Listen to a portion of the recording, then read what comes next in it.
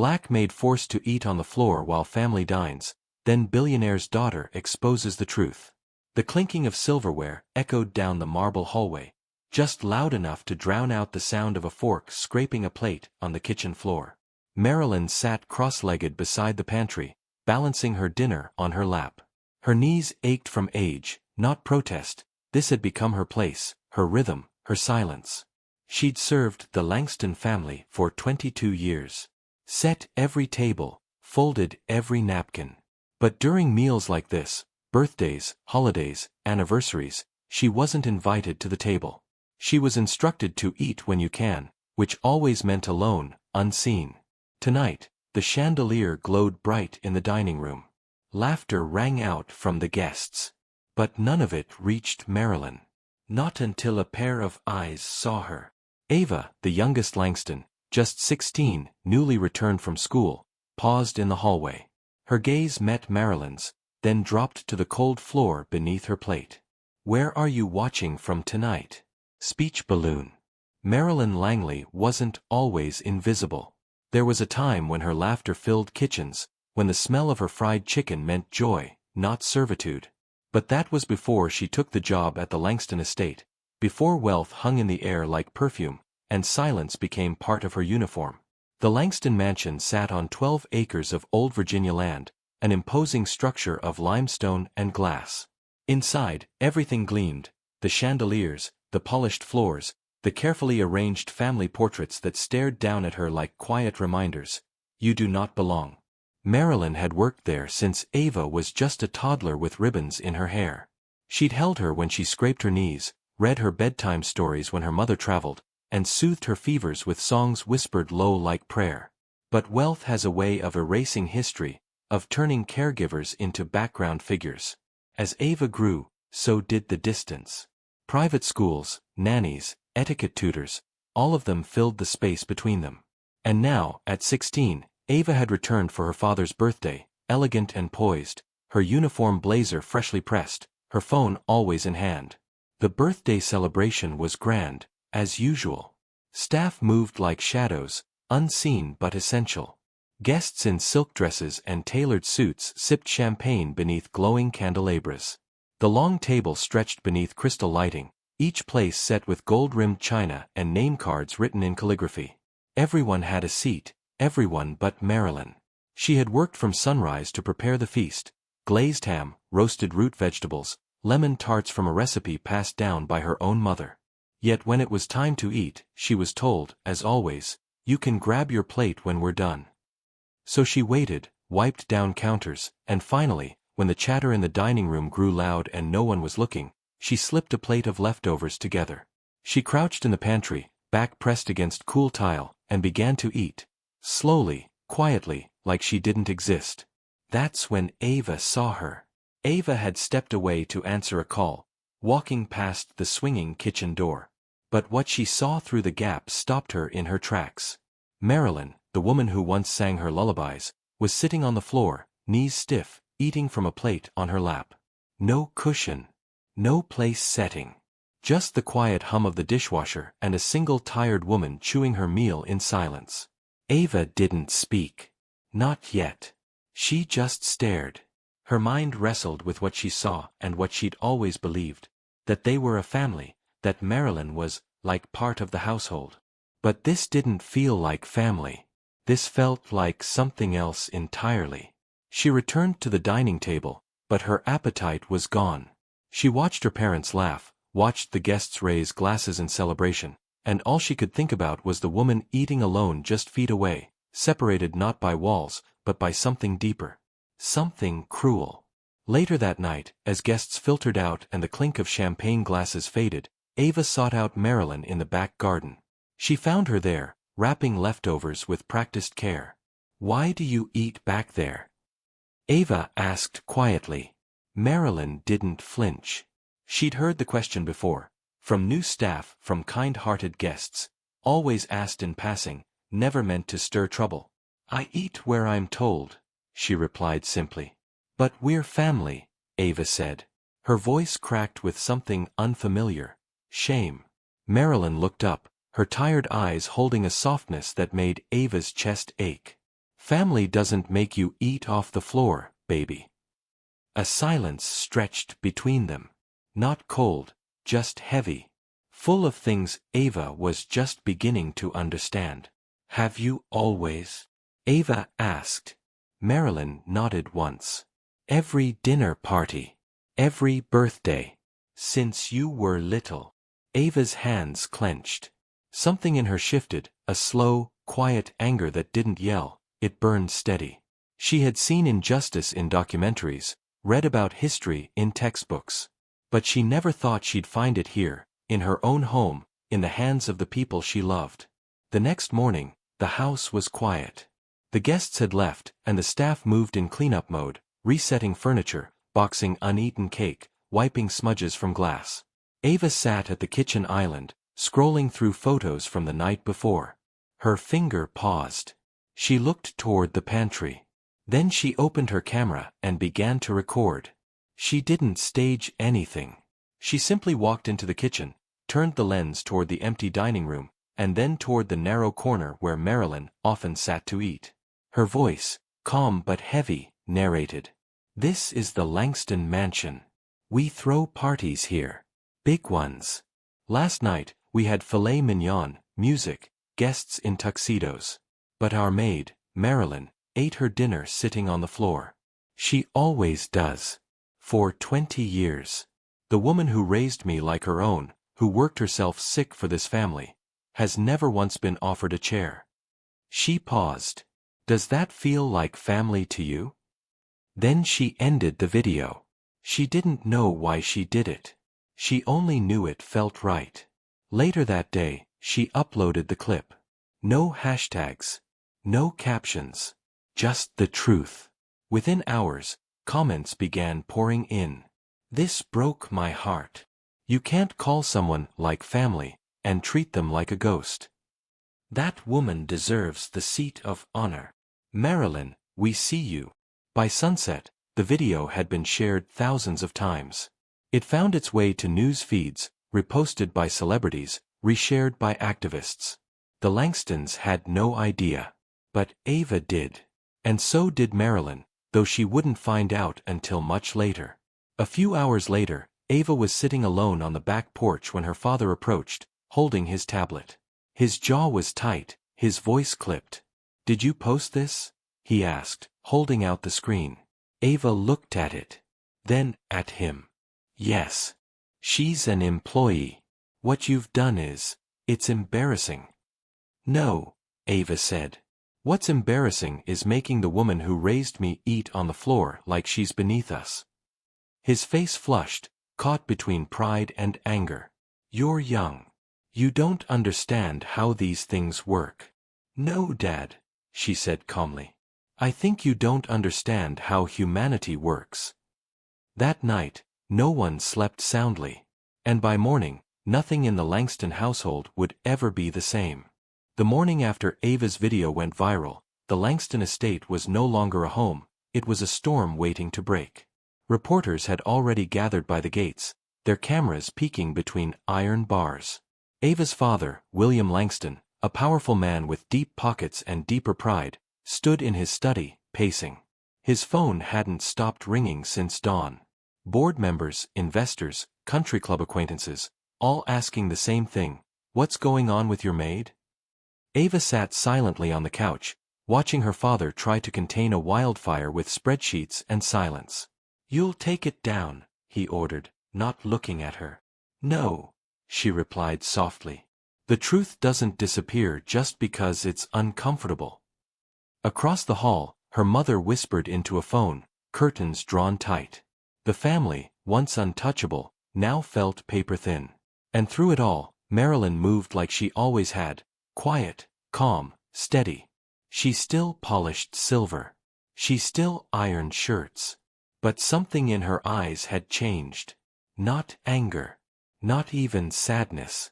Just a kind of long-held knowing finally given air. Ava found her in the laundry room later that afternoon. The hum of the dryer was steady, warm. Marilyn was folding towels with her usual care, each crease precise, each corner aligned. Marilyn, Ava began. I didn't mean to cause trouble. I couldn't pretend I didn't see anymore. Marilyn set the towel down gently. I know, baby, she said. And you didn't cause the trouble. You just opened the curtain.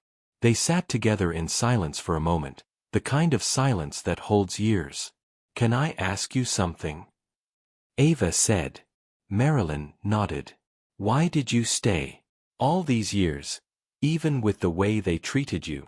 Marilyn exhaled slowly, her voice low. Because you were here. And your mama, well, she used to be kinder once. Before money got louder than memory. She turned to face her. I stayed because I loved you. And because this world doesn't make it easy for women like me to start over, not after a certain age. Ava's throat tightened. I'm sorry, she whispered. Marilyn's eyes softened. Don't be. You saw me. That matters more than you know. Back in the main house, William was beginning to panic. The video had made headlines. A major media outlet had picked it up. They called it modern-day servitude in a billionaire's home. His PR team advised a statement, maybe even a staged apology dinner. He hated all of it. But what he hated more was that his own daughter had pulled back the veil. She's thrown this family into the fire, he said to his wife. No, his wife murmured. She's lit a light. Ava walked in mid-sentence. She didn't wait to be invited. She deserves to eat at the table. William turned, his voice cold. She's a maid. She's a person. That's not how things work in this house. Then this house is broken. For a moment, no one spoke. The weight of generations, of inherited habits and polite cruelty, hung thick in the air. Then Ava walked over to the dining table, that long, polished monument to power, and pulled out a chair. This one's for Marilyn, she said, looking at her father. And if she's not welcome here, then neither am I. That night, Ava posted again. But this time, it wasn't a video. It was a photo. Marilyn, sitting at the table. A plate set before her. A napkin folded neatly in her lap. Ava's caption was just one sentence. Some seats were empty too long. The photo went viral in hours. Support poured in, messages from strangers, letters from civil rights leaders, even an invitation for Marilyn to speak at a local college on domestic labor and dignity. She declined gracefully. She wasn't interested in attention. But something shifted in her. Not loud. Just firm. The next morning, Marilyn handed in her notice. Not in anger. But in peace. I think it's time, she told Ava. I've given all the warmth I had to give this house. Now it's time to take some back. Ava hugged her like a daughter would. Not a hug of goodbye, a hug of thank you. Before Marilyn left, she placed something on the piano, a framed photo of her and Ava from years ago, taken in a rare, unguarded moment of joy. Underneath, she left a note. Don't just be the change. Protect it. Sparkles, if this moment touched your heart, give the story a thumbs up like. The silence in the Langston household felt heavier without Marilyn. She hadn't just cleaned rooms or polished floors, she'd been the heartbeat. Her absence was everywhere. The silver didn't shine quite the same. The linen napkins were wrinkled. The piano keys stayed untouched. Ava noticed it first. Then her mother. Even the house staff, though never close with Marilyn, moved more cautiously, as if something sacred had left the air. And William. He pretended nothing had changed. He doubled down on work, ignored news coverage, and hired a replacement maid within days, a younger woman named Renee. But Renee didn't know where the teacups went. She didn't know how to calm Ava's panic attacks, or which cologne reminded William of his late father. She didn't hum gospel tunes while dusting, or keep peppermints in her apron for Ava's sleepless nights. Because she wasn't Marilyn. And the world hadn't forgotten Marilyn, either. The photo Ava posted had sparked a movement. News channels debated class and race in modern homes. Activists shared stories of domestic workers treated as second-class citizens. Marilyn became a quiet symbol of dignity, though she never once gave an interview or accepted a spotlight. Ava received letters. Dozens. Some handwritten, from elderly black women who had worked in homes just like hers. Others came from grandchildren, thanking her for standing up when so many hadn't. One message read, "My Nana never ate at the table either. Thank you for giving her memory a seat." But with praise came pressure. Journalists called daily. Ava's school questioned her conduct. Friends at boarding school drifted, unsure whether to admire her or avoid the mess. One afternoon, as Ava walked into town, she passed a cafe where two women whispered, just loud enough. "That's the Langston girl. The Maid one. She should have stayed in her place." Ava's heart pounded. She kept walking. But the words clung like dust on her skin. Back home, she found her father on the patio, sipping scotch. She hadn't spoken to him in days. "I'm not sorry," she said. "I didn't ask for an apology." She mattered. William didn't respond. He stared out toward the empty garden, once cared for by Marilyn's hands. "You think you did something noble," he finally said. "But all you did was embarrass this family." Ava's voice cracked. Then maybe this family needed to be embarrassed. That night, alone in her room, Ava opened her old keepsake box, one Marilyn had gifted her when she turned 10. Inside was a bundle of letters, a locket, and something she hadn't noticed before. A folded page. Yellowed at the edges. It was a letter. Dated 15 years ago. "To whom it may concern. In the event of my passing, I ask that Marilyn Joseph be retained in our home not only as staff, but as family. She raised my daughter while I healed. She fed my soul when I broke. She is not help, she is a guardian. Elaine Langston." Ava sat in silence, her hands trembling. Her mother had written this before she passed. She had seen Marilyn, known her worth, and tried, in her way, to preserve her place. Ava brought the letter to her father the next morning. He read it. Once. Then again. And then he cried. Not loudly. Not with drama. Just a single tear, trailing down a face too long hardened by pride. "I forgot," he whispered. "No," Ava said gently. "You chose not to remember." William looked at her. "What do I do now?" Ava didn't answer. She just handed him the framed photo Marilyn had left. The one by the piano. And finally, he nodded. That weekend, they visited Marilyn.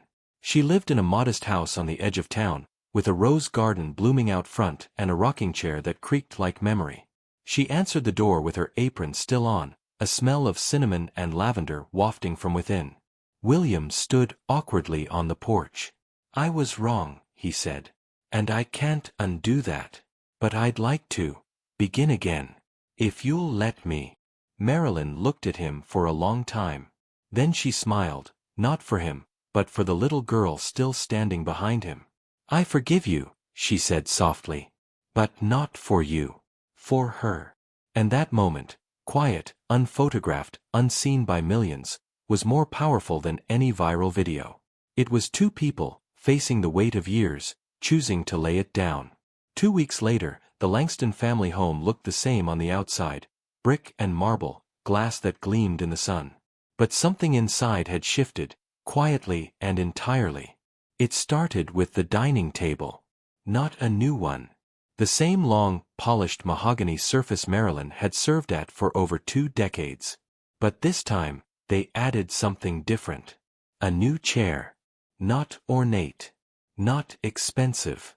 Just one carved oak seat placed deliberately at the head of the table, with a brass nameplate that read simply, Marilyn Joseph, Family. The idea had been Ava's, but the decision was collective.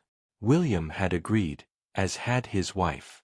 And as strange as it felt for them to acknowledge it aloud, it was also right. And that was just the beginning. With Ava's help, William set up a scholarship fund in Marilyn's name, the Joseph Fund for Dignity in Domestic Work, offering financial support and legal aid to women in household labor who were mistreated, underpaid, or forgotten. "I never meant to be a face for anything," Marilyn told Ava when they visited her to share the news. But you were, Ava replied, holding her hand. And now, you'll be a voice too, one that keeps speaking, long after the cameras are gone. The press conference was small. Marilyn didn't want a spectacle. It was held at a local community center instead of a mansion. Folding chairs instead of velvet ones.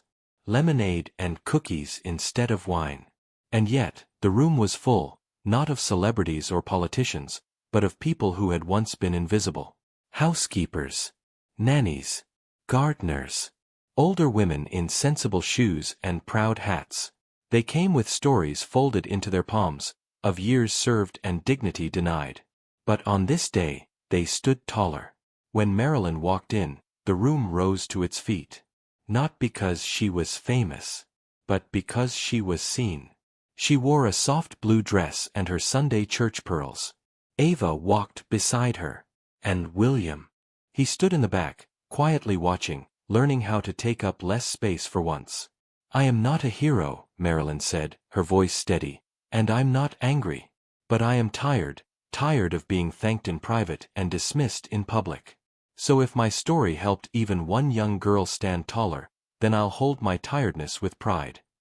Applause broke gently, like rainfall. Later that week, Marilyn returned to the Langston house one last time, not as a maid, but as a guest. Dinner was simple. Roast chicken, biscuits, sweet tea. She sat at the table, at her place. William poured her a glass of tea himself. For the first time, the conversation flowed like family. Not boss and servant, but people who had grown, who had learned something real and rare together. Before leaving, Marilyn turned to Ava. You did more than call out injustice, baby. You reminded people how to care. Ava hugged her tight. I just did what you taught me. That night, Ava posted one final photo. The new chair. The nameplate. Marilyn smiling in her blue dress. Her caption was simple again. She never needed a seat at the table. She was the table. Marilyn never returned to full-time housekeeping after that dinner, not because she couldn't, but because her life had shifted into something bigger. She spent her mornings gardening, her afternoons visiting schools, and her evenings reading letters that still arrived weekly, from people she'd never met who felt somehow like family. The Joseph Fund grew quietly, then steadily. Ava, now in college, balanced her studies with managing the foundation's outreach. William, in his own quiet way, donated more than money.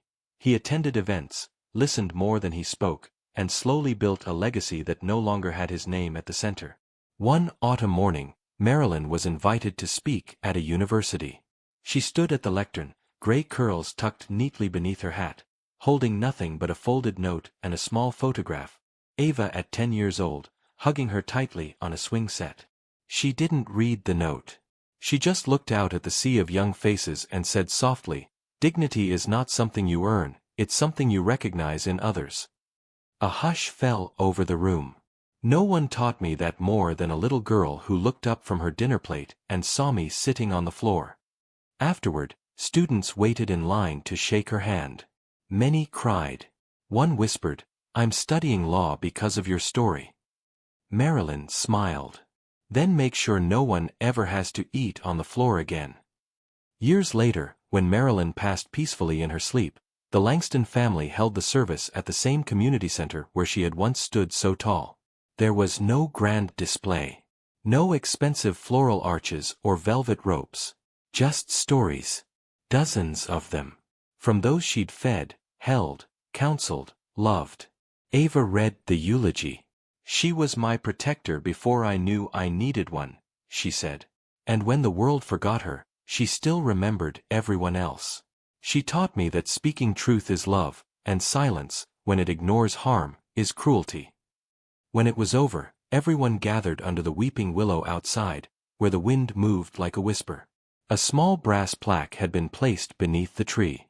It read, "She lifted others until they could stand for themselves. Marilyn Joseph, beloved by all who truly looked." And in the quiet that followed, as the leaves danced and the sun filtered through their branches, something felt whole. Not fixed, but healed. Because sometimes the deepest change doesn't come through grand revolutions, but in the moment one person chooses to say, "This isn't right," and another person listens. And sometimes, all it takes is one girl looking up from the dinner table. Red heart. If this story touched your heart, please give it a like, thumbs up, share your thoughts in the comments, speech balloon, and subscribe bell for more stories that restore dignity, love, and hope.